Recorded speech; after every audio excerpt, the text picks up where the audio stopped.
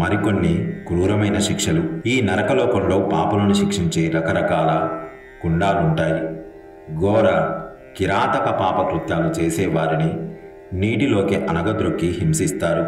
ఈ శిక్షల గురించి తెలుసుకోనక్కర్లేదు, వింటేనే ఒళ్ళు జలధరిస్తుంది.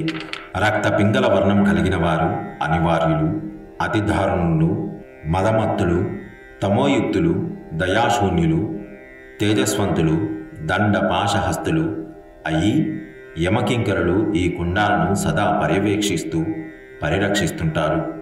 కొన్ని కుండాల పేర్లు ఇవి 30 ఉన్నాయి.